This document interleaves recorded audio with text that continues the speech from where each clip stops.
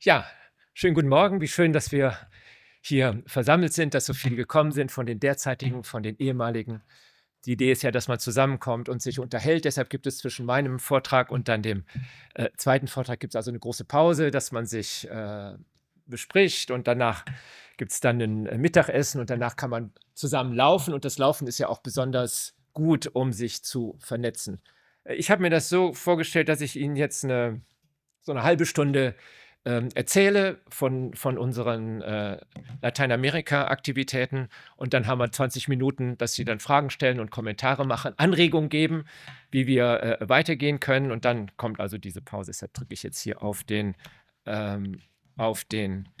Ja, also ICAL, das ist jetzt noch so ein bisschen geheimnisvoll, was das eigentlich bedeutet. Das wird sich aber im Laufe des Vortrages erklären, was dahinter steht. Forschen zu und mit Lateinamerika, der Weg des Max-Planck-Institutes. Und dieses Jahr ist ein besonders gutes Jahr, um darüber zu sprechen, denn dieses Jahr hat das Herz dieser ganzen Aktivitäten, nämlich Mariela Morales, den Gerichtshammer des Interamerikanischen Gerichtshofs für Menschenrechte bekommen, in Anerkennung der Tätigkeiten, die sie gemacht haben. Und ich glaube, das ist ein Zeichen, dass das irgendwie gut läuft. Ich glaube, du solltest mal kurz aufstehen, damit das... Ja.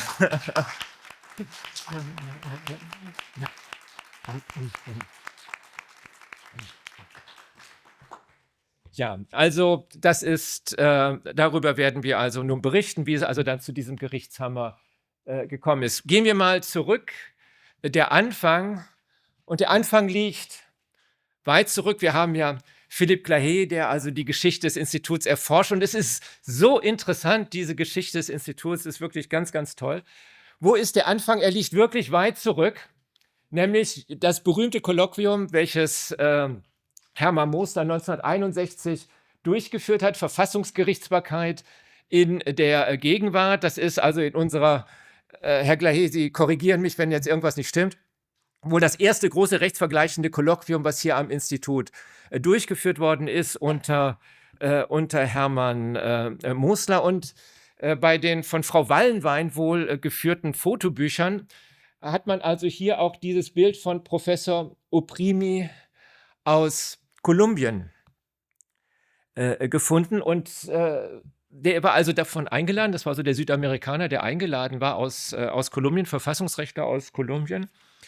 Und wir haben jetzt erfahren, dass Oprimi, nachdem er zurückgegangen ist nach Kolumbien, heute in der kolumbianischen Verfassungsrechtswissenschaft erinnert wird als der Mann, der damals aus Deutschland von diesem Kolloquium zurückkehrend zentrale Ideen in das kolumbianische Verfassungsrecht eingebracht hat, was dann zu dem kolumbianischen Verfassungsgericht geführt hat, welches, wie wir alle wissen, eines der berühmtesten Verfassungsgerichte dieser Welt ist. Ja, also es war so die kolumbianische verfassungsgeschichtliche Forschung, 3 Ideen, die er damals von diesem Kolloquium mitbrachte, nämlich die Idee der Stärkung des Vorrangs der Verfassung und dann auch die Einführung der Idee der Verfassungsgerichtsbarkeit. Ja, also ganz Lateinamerika lebte natürlich im Schatten der Vereinigten Staaten und da gab es einen Supreme Court, aber es gab eben keine Verfassungsgerichtsbarkeit. Verfassungsgerichtsbarkeit ist eine deutsche Geschichte und diese Idee brachte so also dann die historische Forschung zur Verfassungsgeschichte in Kolumbien. Oprimi wesentlich auch von diesem Kolloquium mit nach Hause und das sind eben wesentliche Bausteine des kolumbianischen Konstitutionalismus, der heute einer der wichtigsten Konstitutionalismen der Welt ist. Es gab also dann, also ganz weit geht das zurück, einen wesentlichen Schub hatte die Geschichte dann unter Rüdiger Wolfram, Matthias Hartwig und Rainer Grote. Die Heidelberger Universität hatte einen Lateinamerika Center in Santiago de Chile gebaut und praktisch vor die Wand gefahren, bis dann also Rüdiger auf einem Schimmel dahergeritten kam und die ganze Sache gerettet hat und dort einen sehr erfolgreichen LLM im internationalen Wirtschaftsrecht organisiert hat. Der war dann formal die Universität Heidelberg, aber ähnlich wie bei den Alumni im Wesentlichen eben gestemmt durch Mitarbeiterinnen und Mitarbeitern dieses Instituts. Also ein sehr dichter und interessanter Kontakt, der bis heute fortsteht. Es kam dann aber was auch noch zu erwähnen ist, gehen wir nochmal einen Schritt zurück, war, dass Juliane Kokott dann hier die erste deutsche wissenschaftliche Arbeit zum Interamerikanischen Gerichts und zur Kommission geschrieben hat, also ihre Dissertation bei Thomas Burgenthal. Thomas Burgenthal, der ja dann auch später eine zentrale Figur wurde, sowohl im interamerikanischen System wie auch dann später am IGH. Also es gab viele Kontakte. Und ein wesentlicher Schritt kam dann aber im Jahre 2004. Da hatte ich also gerade hier angefangen und es gab hier am Institut in der Bibliothek eine Reihe von Menschen aus Lateinamerika.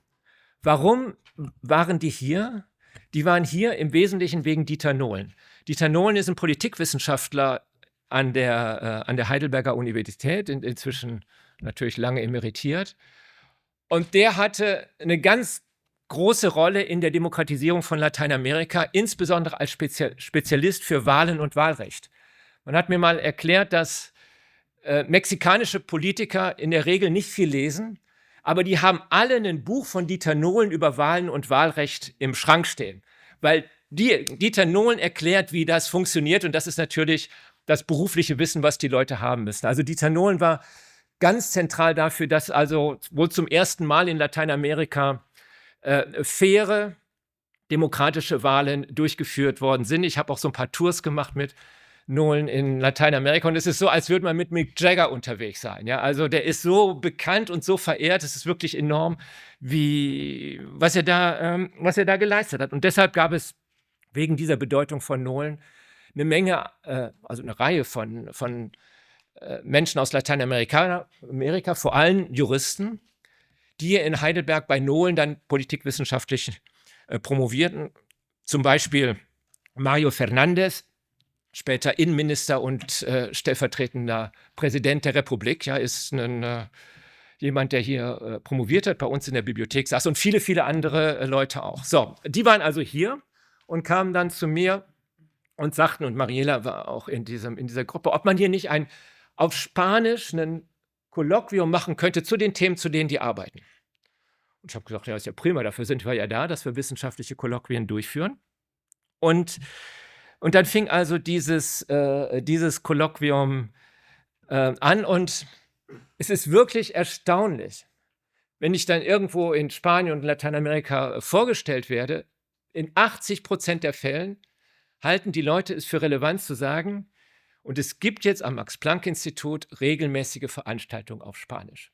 Das empfinden also viele als eine solche Anerkennung der Kultur und deren Arbeit, dass das also regelmäßig als erwähnenswert dargestellt wird. Ich finde das eigentlich eine selbstverständliche Geschichte, aber also die Wahrnehmung in der spanischsprachigen Welt, dass wir hier auch auf Spanisch arbeiten, ist gewaltig.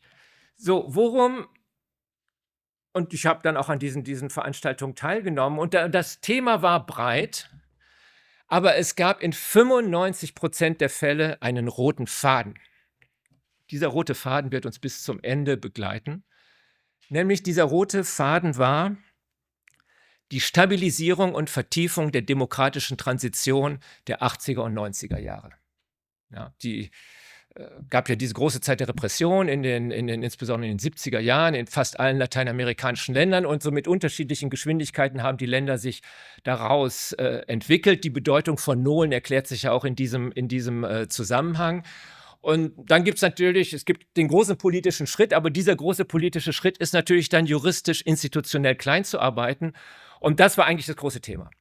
Und viele kamen dann hierher und arbeiteten dann in irgendeinem Kontext zu diesen Fragen der demokratischen Transition. Und ich konnte daran gut teilnehmen, weil die demokratische Transition in Mittel- und Osteuropa war natürlich auch ein Thema des Instituts. Ja, also mit Jochen Frohwein ist das ja eigentlich immer hier bei uns im Haus gewesen. Also wir haben die europäischen Transitionen uns angeschaut und dann so im Vergleich und im Kontrast zu Lateinamerika ist das natürlich eine spannende Sache gewesen. Also dieses Kolloquium ist dann gestartet. Bis inzwischen haben wir also 332 Sitzungen gemacht. Am Montagabend gab es die letzte. Der ehemalige Präsident der Interamerikanischen Kommission für Menschenrechte war hier, Jesus Orozco, Mexikaner, hat die Entwicklungen in die Schleifung der Unabhängigkeit der Justiz in Mexiko vorgestellt. Und wie stellt er das vor? Jetzt kann ich auch schon mal zurückkommen.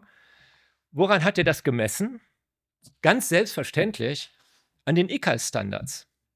Sozusagen, das war irgendwie der gesetzte Standards, wie also Jesus Orozco, ehemaliger Präsident der Menschenrechtskommission, die Verfassungsentwicklungen in Mexiko beobachtet hat. Also 332 Sitzungen, Netzwerk von über 800 Leuten. Das aller wertvollste wissenschaftliche Ressource, die wir im Institut haben, ist meines Erachtens das Handy von Frau Morales.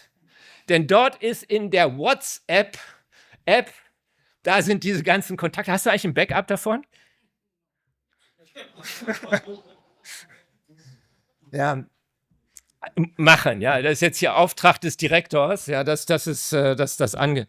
Und da haben wir also diese Kolloquium und hier haben wir also ein Foto davon. Sie sehen also, patriarchalische Strukturen sind dort nicht. Das ist ein Foto jetzt der letzten Zeit und es zeigt eigentlich ganz schön so, wer da also daran teilnimmt. Ganz links Christina Binder, Österreicherin, Professorin an der Universität der Bundeswehr, die häufig dann für die OECD und den Europarat Wahlbeobachtung macht. Neben Maike Ronellenfitsch, das war die Hivine in dem Projekt, dann Nancy Hernandez, Präsidentin des Interamerikanischen Gerichtshofs für Menschenrechte, neben ihr Claudia Pulido, die Generalsekretärin der Interamerikanischen Kommission, Flavia Piovesan, Brasilianerin, Professorin an der Universität von Sao Paulo und ehemalige Vizepräsidentin der Interamerikanischen Konvention, dann das Herz der Geschichte, Mariana Morales, neben mir Alexandra Runeus, das ist eine zentrale Figur des amerikanischen Menschenrechtssystems in den Vereinigten Staaten, also eine US-Amerikanerin, dann Victoria Gomez, Richterin am Interamerikanischen Gerichtshof und Laura Clerico, Alexi-Schülerin und Professorin für Rechtstheorie und Verfassungsrecht in Buenos Aires. Ja, das ist da wäre ja schon ein sehr hochkarätiges Kolloquium. Also wir haben nicht immer das Niveau, aber es zeigt so ein bisschen, was wir dort haben. Dann kam immer mehr, sind also die Kolloquien, die so einmal im Monat hier stattfinden, die 332. Dann kamen dazu Kongresse, wo dann also mehr Leute hier sind, 50 Leute, 60 Leute hier sind. Alles, muss ich auch nochmal sagen, mit einem Budget von maximal 60.000 Euro. Also Frau Morales schafft das eigentlich immer, die Kosten anderen auf das Auge zu drücken. Und wir haben insbesondere eine hervorragende Zusammenarbeit mit der Konrad-Adenauer-Gesellschaft, Konrad-Adenauer Stiftung, die ja ein großes Lateinamerika-Programm hat. Und da haben wir also eine sehr, sehr gute Zusammenarbeit. Und die haben immer noch sehr viel Geld. Also so haben wir angefangen und dann kam der Segen. Was war der Segen? Also eine Sache muss man auch sagen, Frau Morales ist sehr nett, aber unheimlich hartnäckig. Und wenn die jemand hier haben möchte, dann kommt er auch. Inzwischen, wir hatten jetzt bei Icon S in Brasilia, trafen wir auf Tom Ginsburg, University of Chicago, sozusagen der große Völkerrechtler und Rechtsvergleichung zur Sache Umgang mit autoritären Systemen. Und dann kam Mariela Morales und sagte, sprechen Sie Spanisch? Und der war so unvorsichtig und sagte ja. Und dann sagte, wir laden Sie ein. Das ist ja schwierig bei mir, habe ich ihm gesagt, sag zu. Am Ende sagst du doch zu. Ja, so nach 35 Mal Nachsetzen kommen die Leute eigentlich immer. Und also mit dieser Hartnäckigkeit kamen dann eben auch einige Personen hierher, die also elementar waren für die Entwicklung des Institutes. Und das erste war Jorge Carpizo. Jorge Carpizo ist Mexikaner, also der Star des mexikanischen Verfassungsrechts in den 70er Jahren, wurde dann sehr jung Rektor der UNAM, und das heißt praktisch die drittwichtigste Person im Land, wurde dann unter dem demokratisierenden Präsidenten Salinas Innenminister und Justizminister. Und unter ihm, er hat damals den Aufstand in Chiapas befriedet und den Multikulturalismus in das spanische Recht eingeführt, ja, sozusagen von der Idee des Nationalstaats zur Idee des Multikulturalismus. Das wird uns heute ja auch noch interessieren. Das war Carpizo. Und Carpizo war als Justizminister auch derjenige, der Chapo Guzman zum ersten Mal eingebuchtet hat. Als er dann aus dem Amt raus war, ein paar Monate später ist ihm der Ausbruch gelungen, aber er hat ihn eingebuchtet und wir haben irgendwie ein gutes Verhältnis bekommen. Er war auch häufiger bei uns zu Hause und er hat ungeheuer interessant erzählt. Insbesondere eine Sache, ich habe mir überlegt, erzähle ich Ihnen das noch nicht, aber es ist schon, was gerade jetzt im Golf von Mexiko oder im Golf von Amerika passiert, finde ich schon sehr wichtig.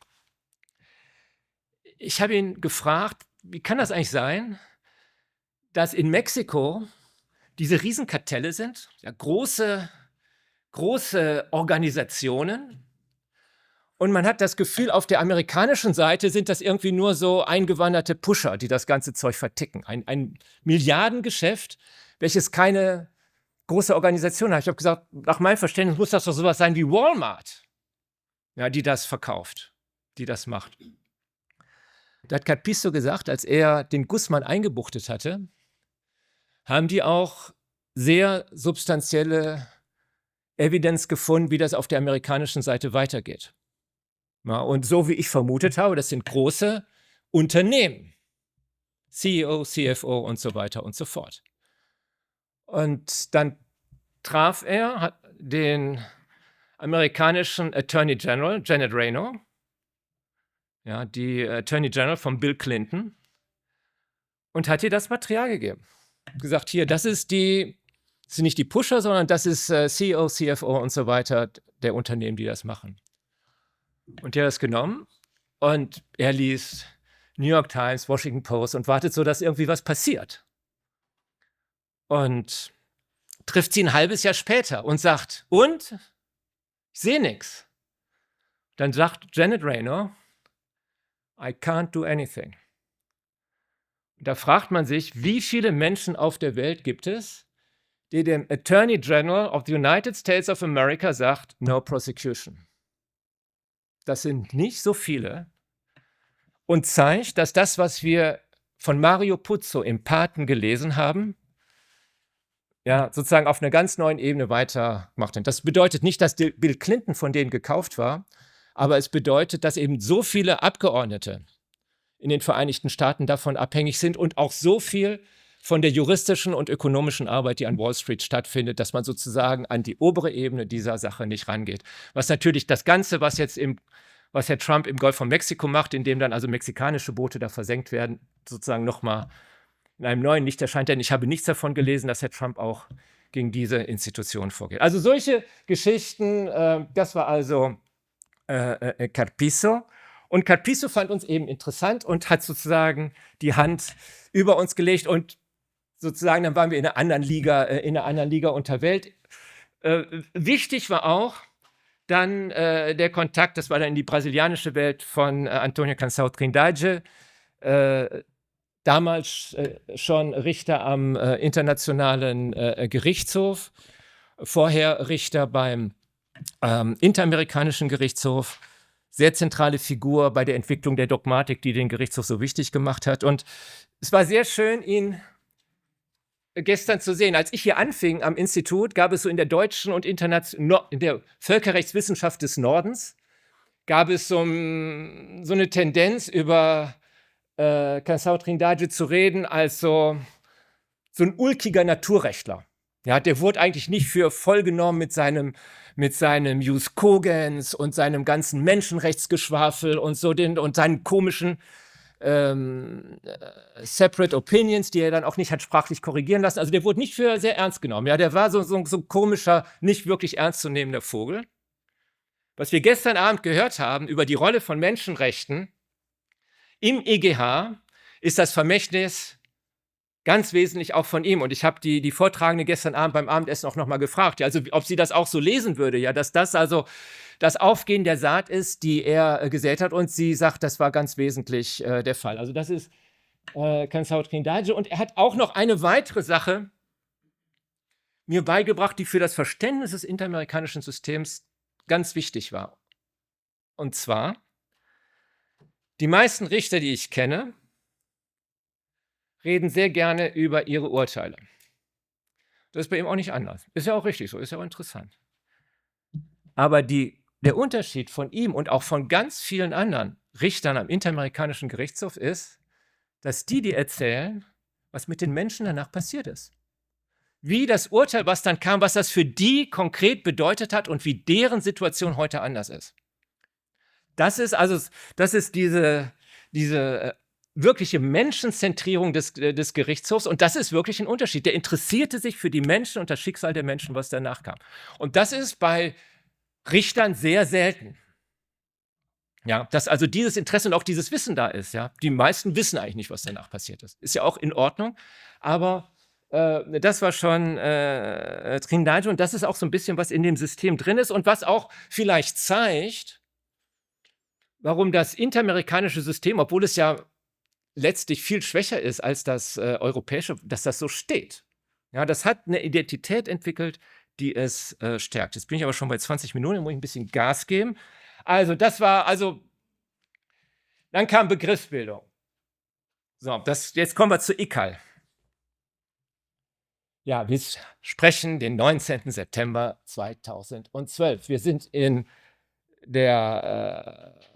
Mexiko-Stadt, großer Raum. Sie sehen also diese Fresken, für die also Mexiko berühmt ist. Und es gab also eine Tagung und ich sollte sprechen. Ja, ich bin da ziemlich weit links auf dem Bild und habe gefragt, was soll ich denn da erzählen? Die haben gesagt, du erzählst was zu europäischen Prinzipien. Ja, das hatte ich ja so meinen europäischen Prinzipienaufsatz da irgendwie mitgebracht. Und die anderen fingen also an zu erzählen. Ja, das ist also ganz rechts ist Rodolfo Arango, jetzt Richter bei dem Friedensgericht von Kolumbien, ja, welches also diese ganze transitionelle Justiz macht. Die erzählten dann, und dann vor mir war, sieht man, der Mann mit der Glatze, Fix Fierro, der Direktor des dortigen Juristischen Forschungsinstituts. Und die erzählten also Sachen, das kann man sich überhaupt nicht vorstellen, sozusagen, also Menschenrechte und Rechtsvergleichung in Lateinamerika mit einem unendlichen Drama. Also was er dann berichtete, waren die Entscheidung, Mexiko hatte ja gerade die Jurisdiktion anerkannt, hatte die Verfassung geändert und hatte dann, so einen der ersten großen Fälle war Cotton Fields. Ja, also die Feminizide im Norden von Mexiko war dann eben als Feminizid erkannt vom Interamerikanischen Gerichtshof mit einer ganzen Reihe von Auflagen für Mexiko, was sie machen sollten, Änderung der machistischen Kultur und Schulung der Polizei und neues Meldesystem. Die erzählten solche Sachen und ich hatte da europäische Prinzipien. Da habe ich gedacht, nee, du machst dich lächerlich, wenn du jetzt anfängst hier mit. Zum Glück gab es dieses Fresko. Und während also mein Blick dann hilfssuchend nach einem vernünftigen Thema durch den Raum schweifte, kam ich auf dieses Fresko und ganz rechts steht: Sin teoría revolucionaria no hay revolución. Dachte ich, vielleicht kannst du damit was bauen. Und dann war mein Vorschlag, also, und was haben die gemacht? Alle, die vor mir geredet haben, die haben zum einen ganz stark Rechtsvergleichung gemacht. Ja, also der Kolumbianer erklärte also die Entwicklung im kolumbianischen Verfassungsrecht. Und das war natürlich in einem ganz engen Diskurs mit dem, wie das in Argentinien insbesondere passiert ist. Ja, und die Änderungen in dem mexikanischen öffentlichen Recht und Verfassungsrecht sind natürlich in einer ganz engen Interaktion mit dem, was im Interamerikanischen Gerichtshof stattfindet und wie in Mexiko, in Kolumbien versucht wird, irgendwie das Land zu befrieden. Das heißt, was wir vorher hatten, der Diskurs. Ja, was war der Diskurs, der da stattfand? Und da muss man wissen, es gab für diese Form des Diskurses, der dort produziert wurde, nur einen Begriff, der eingeführt war in Lateinamerika, und das war der Begriff des Neokonstitutionalismus. Und das ist schon ganz gut, aber dieser Begriff des Neokonstitutionalismus ist nicht besonders aussagekräftig. Und da kam mir eben die Idee, anknüpfend an einen Vortrag von Mosler. Ja, Hermann Mosler, ZAÖAV 1968, was ist Europarecht? Lesenswerter Vortrag, lesenswerter Beitrag. Und was schreibt Mosler in diesem Aufsatz von 1968? Was ist Europarecht? Europarecht ist ein Konstrukt, welches sich aus dem Recht der Europäischen Union, aus dem Recht der EMRK und aus dem nationalen Recht zusammensetzt in den Mitgliedstaaten der Europäischen Union, welches auf diese transnationalen Rechtsebenen reagiert. Ja, es ist eine rechtsordnungsübergreifendes Recht. So, das ist Moslers Konzeption des Europarechts. Ich glaube, ein sehr starker Ansatz. Und dann kam sozusagen dieser typische Prozess der Translation. Ja? Und da habe ich gesagt, das kann man doch mal hier ausprobieren, dass man also sagt, was ihr hier baut, ist ein Jus Constitutionale Comune in America Latina. Es muss natürlich auf Lateinisch sein, weil die Hälfte von Lateinamerika ist ja Brasilien. Also kann man da nicht mit Spanisch kommen, sondern Gott sei Dank gibt es also Lateinisch, ja, also Jus Constitutionale Comune in America Latina. Ich habe gesagt, das ist die Möglichkeit, einen Begriff für das zu finden, was hier stattfindet. Also dieser Begriff, ICAL dann als Abkürzung, ist zunächst mal ein analytischer Begriff, der einen tatsächlich bestehenden Rechtsdiskurs abbildet. Ist ein analytischer Begriff. Er ist aber zweitens, ist das natürlich ein analytischer Begriff mit einer unheimlichen normativen Charge, weil es ja darum geht, diese Transition, diese demokratische Transition zu bewirken. Ja. Und es ist drittens ein Begriff, der eine Gruppe bezeichnet, nämlich die Gruppe, die das macht. Ja. Und es ist viertens auch, und das hat dann René Ureña sehr schön herausgefunden, ist ein Begriff, der eine ontologische Funktion gehabt hat. Er hat etwas erzeugt, was es vorher nicht gibt, nämlich dieses gemeinsame Verfassungsrecht. Und das hat total gut funktioniert. Ja, das ist also rezipiert worden. Wir waren dieses Jahr in Brasilien und da hat eine Kollegin, Anna Olsson von ICAL Brasil, gibt es jetzt also auch schon so lokale Sektionen von ICAL Brasil, die hatte eine Studie gemacht und hat gesagt, es gibt so ein nationales Verzeichnis der Doktorarbeiten und Masterarbeiten.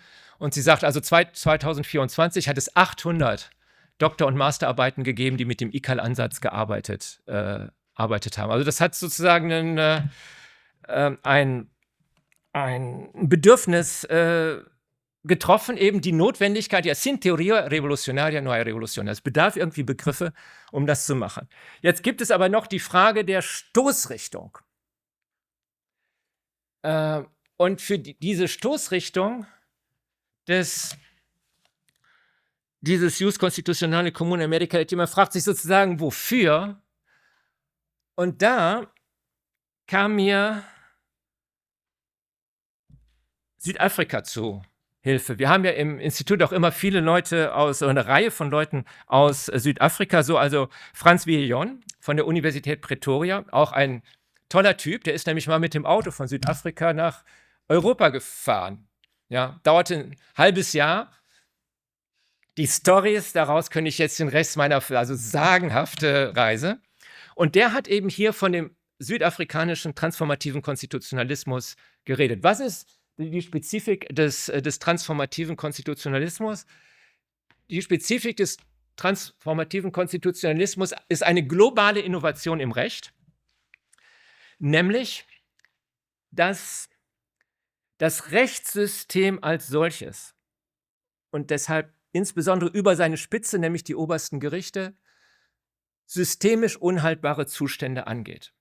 Also es ist nicht nur ein aktivistisches Gericht, sondern es ist ein Gericht, welches sich durch die Entscheidung selber in einen gesellschaftlichen Prozess einwirkt, um unhaltbare Zustände zu ändern. Insofern ist das Bundesverfassungsgericht in der Potenz. Ja, das Bundesverfassungsgericht hat auch in Deutschland viele Anregungen gegeben, aber es gibt keine Urteile des Bundesverfassungsgerichts, wo es sagt, dieser Zustand in Deutschland ist vor dem Hintergrund unserer Verfassung unhaltbar und wir müssen systematisch daran etwas ändern. Ja, und das ist aber die Linie, die dann eben mit dem transformativen Konstitutionalismus angegangen war. Hat natürlich 20.000 Probleme, die wir vielleicht gleich auch diskutieren. Aber das ging dann, das ist der Begriff, der dann entwickelt wurde für Südafrika. Und dieser Begriff schien mir aber sehr gut auch auf das zu passen, was dann insbesondere eben das kolumbianische Verfassungsgericht gemacht hat und was der interamerikanische Gerichtshof gemacht hat. Das machen natürlich nicht alle Gerichte, aber diese Gerichte sind eben die Cheerleaders für die Gerichtsbarkeit. Nun muss natürlich jeder Begriff angepasst werden und auch der Begriff des transformativen Konstitutionalismus kann nicht 1:1 von Südafrika auf Lateinamerika übertragen werden, sondern es sind 2 zentrale Modifikationen einzubringen. Und diese beiden Modifikationen führen dazu, dass dieser transformative Konstitutionalismus in Südamerika stärker ist als in Afrika. Und das ist eben, weil es im Kontext von ICAL ist. Nämlich es ist ein regionales Phänomen. Die Südafrikaner sind für sich allein. Es gibt keinen afrikanischen starken Diskurs, wo sich die verschiedenen juristischen Systeme, die verschiedenen Rechtswissenschaften gegenseitig stützen in den Prozessen. Das aber ist in Lateinamerika sehr, sehr stark. Ja, das ist die vergleichende Dimension in ICAL. Und es ist eben ein funktionierendes Mehrebenensystem. Ja, es gibt zwar auch das afrikanische System. Bei unserer schönen Veranstaltung in Berlin zu 75 Jahren EMRK waren auch 2 Richter vom afrikanischen System da, aber die haben uns eigentlich nur berichtet, ja, wie das System untergeht. Ja, und diesen Effekt eben nicht hat, den das interamerikanische System hat. Also das ist die systemische Differenz zwischen den Systemen und deshalb ist es auch stärker.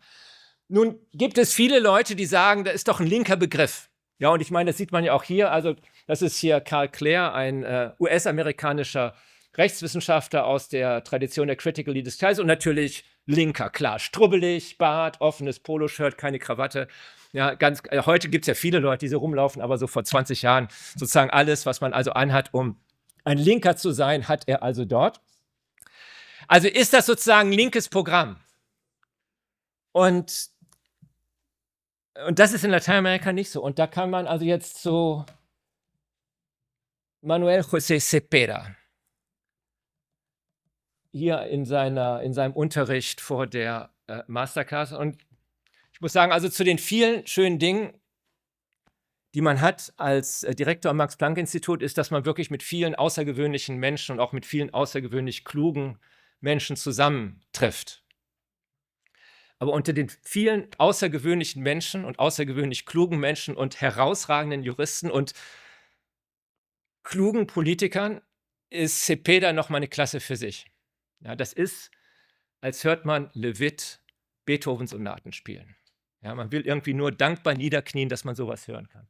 Also er war als junger Mann der Rechtsberater von dem Präsidenten Gavirias, der die neue Verfassung gemacht hat und war dann in dem Verfassungsgericht in der ganz großen Zeit dabei, auch dann Präsident des Verfassungsgerichts in der ganz großen Zeit, war von Seiten der Regierung einer der beiden juristischen Chefberater bei den Friedensverhandlungen mit der FARC, die dann den Nobelpreis bekommen hat. Also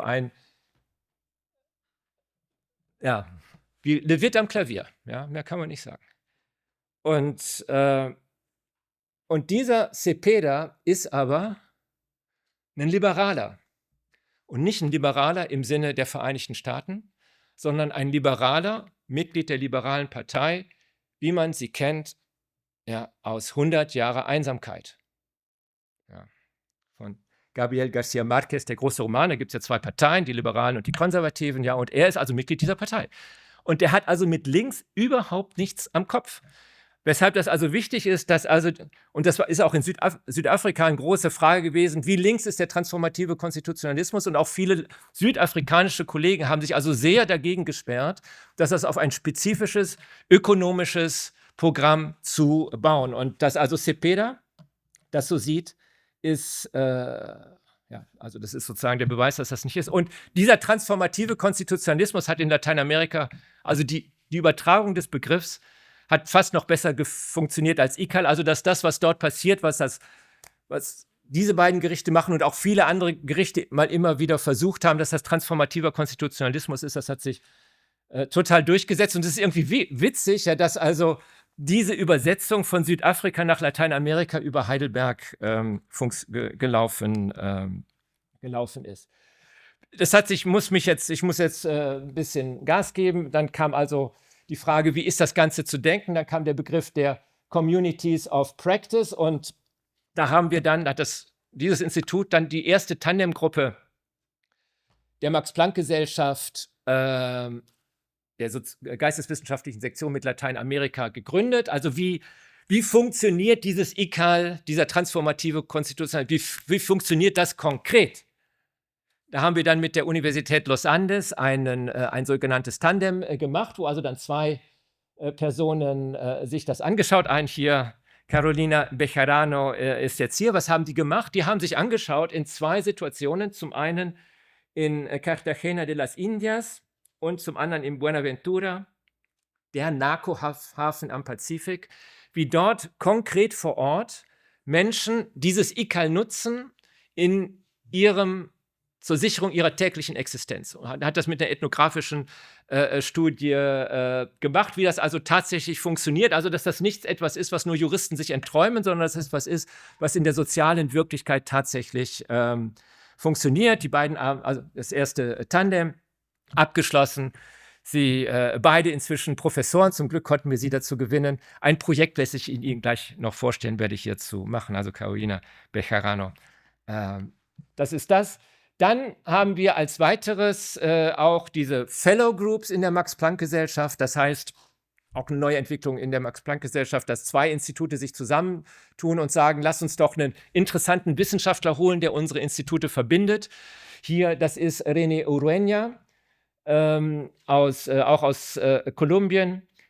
Ich habe mit Thomas Duwe vom Max-Planck-Institut für Rechtsgeschichte, der dort also insbesondere zu Lateinamerika forscht. Wir haben uns zusammengetan und haben René Urueña an Land gezogen. Und René ist auch jemand so irgendwie, der sprüht vor Ideen, also auch wirklich eindrucksvoll. Und was der macht, der ist also 20 Jahre jünger. Der hat also dann diesen Ansatz weitergeführt und der bekommt 100.000 Euro im Jahr. Ist nicht viel, ne? Und die meisten stellen darauf 2 Doktoranden ein, die dann irgendwie eine Doktorarbeit schreiben, die dann irgendwie 5 Jahre später fertig ist und in den meisten Fällen ungelesen in den Bibliotheken verschwindet. Natürlich nicht die Doktorarbeiten, die hier geschrieben werden. Aber bei den meisten ist das leider so, muss ich sagen. Wissenschaftsrat, haben wir eine große Studie gemacht. Was passiert mit den juristischen Doktorarbeiten in Deutschland? Anfrage an die deutschen Universitätsbibliotheken. 60% werden nicht einmal aufgerufen. Also wenn alles gut geht, hat der Doktorvater oder die Doktormutter die gelesen und der zweite nochmal drüber guckt. Ja, ist eine irre Verschwendung von Mitteln in Deutschland. 60%, nicht unsere. Aber okay, an. So, was macht Urueña? Urueña baut also eine Gruppe der Leute so um die 40, die sich auch dafür interessieren, aber die eben anders unterwegs sind. Ja, also das sind die Postkolonialen und die Dekolonialen und die Poststrukturalisten und was es da alles gibt, die hat er ans Institut geholt und eine ganz neue Diskussionskultur und Ebene eingebracht. Und ist ja irgendwie wichtig, dass man auch im fortgeschrittenen Alter immer mal wieder intellektuell irritiert wird. Also ich kann sagen, das ist für mich häufig die maximale Irritation, die ich da bekomme. Ähnlich wie Deutsche Bahn. Ja? Deutsche Bahnfahren ist ja auch hilfreich im Alter, dass man irgendwie flexibel bleibt. Ja? Und so ist das also auch also eine sehr tolle Sache. Und dann, ja, ich bin auch schon fast durch hier, ist aber eben nicht nur Theorie, sondern wir haben dann eben auch sehr guten Kontakt hier. Also auch dieser ICAL-Ansatz jetzt in Brasilien. Wir haben also eine Kooperation mit dem obersten Gericht von Brasilien. Sie sehen also dort insbesondere den Präsidenten, ja, Roberto Barroso, Präsident des obersten Gerichtes, dem also gelungen ist, transformativen Konstitutionalismus zu halten, was dem US Supreme Court nicht gelungen ist. Ja, der hat Bolsonaro und seine Leute in die Knie gezwungen. Ja, Brasilien ist ja jetzt das große Beispiel, dass also so etwas gelingen kann, dass man also so eine Entwicklung wie Trump begegnen kann. Beispiel Brasilien, Beispiel das oberste Gericht und er ist also der Präsident in diesem Gericht gewesen. Bis zum Ende, vielleicht darf ich das auch noch sagen, also er hat jetzt letzte Woche angekündigt, er wird Ende des Jahres aus seinem Amt freiwillig ausscheiden und will wieder Wissenschaft machen und kommt dafür nach Europa, an die Sorbonne und zu uns. In der öffentlichen Ankündigung. Ja. Also hier haben wir also das Programm eben ICAL. Was bedeutet das? Also man zeigt hier, wie dann im brasilianischen Recht diese ICAL-Standards, und das ist dann insbesondere eben die interamerikanischen Standards, in der Konkretisierung durch die brasilianische Justiz dann konkret genutzt werden können, um die natürlich unhaltbare Situation vieler Menschen in Brasilien zu ändern. Und Flávia Piovesan, sozusagen die brasilianische Stütze hier, die hat das geschafft. Sie erinnern sich an die Damen auf Slide 3. Die sehen alle so nett und freundlich aus, aber man sollte den eisernen Willen dieser Damen nicht unterschätzen. Die Flávia Piovesan hat das geschafft, als Pflichtprüfung für alle Richter in Brasilien diese Materie einzuführen. Das heißt, die müssen das jetzt können, um Richter zu werden. Und das ist natürlich der beste Modus, um so etwas zu verschleifen. Also hier feiern wir diese schönen Heftchen, die wir mit denen machen. Und das Letzte, damit bin ich dann auch durch, ist, haben jetzt dieses Jahr einen neuen Weg angefangen. Das ist nochmal ein neuer theoretischer und methodischer Ansatz, und das wird also organisiert von Carolina Bejarano. ICAL Lab, demokratische Resilienz im interregionalen Vergleich. Worum geht es? Wir wollen das lateinamerikanische Recht und das europäische Recht vergleichen. Und das führt natürlich zu 20.000 Problemen, wie man sich vorstellen kann. Da gibt es, was ist der gemeinsame Nenner zwischen dem griechischen Recht und dem holländischen Recht? Ja, das ist nicht so offensichtlich. Aber wir wollen also untersuchen, wie im europäischen Recht und im lateinamerikanischen Recht in spezifischen Kontexten mit demokratischer Resilienz umgegangen wird. Und das soll aber auch dazu führen, dass sich diese beiden Weltregionen, die sich ja doch viel zu sagen haben in der derzeitigen geopolitischen Konstellation, ja, beide Mehrebensysteme, beide doch noch auf einer demokratischen Schiene, beide aber in einer schwierigen Situation. Also die Lateinamerika und Europa haben sich viel zu sagen, und das wollen wir also zusammenführen in 10 Teams, wo wir also immer 4 Leute haben, 2 aus Europa, 2 aus Lateinamerika, einen älteren und eine jüngere Person, und die müssen zusammen zu einem Thema etwas schreiben, sodass also auch die juristischen Mentalitäten da zusammenkommen. Das ist Hochrisikoforschung, denn wir alle wissen, die mit jemand anders mal was zusammengeschrieben haben, das kann auch einfach Feindschaft für den Rest des Lebens sein. Also wir haben dafür zusätzlich 1 Million eingeworben, ist also eine teure Sache. Hochrisikoforschung, das kann also knallen, aber in der Max-Planck-Gesellschaft gibt es ja dafür zum Glück eine Bereitschaft. Und da wir also diese Damen in dem Team haben, bin ich also echt zuversichtlich, dass wir das Was ist der gemeinsame Nenner? Das verschenken wir uns jetzt. Der gemeinsame Nenner ist eben Nunca Más. Ja? Also diese Zeit der Repression der 70er Jahre, das ist ein identitätsbildendes Moment, so wie das in Europa eigentlich die Erfahrung des Zweiten Weltkriegs ist. Ja? Und daraus lebt das Ganze. Und damit muss ich jetzt wirklich Schluss machen. Schönen Dank für Ihre Aufmerksamkeit. Ich freue mich auf die Fragen.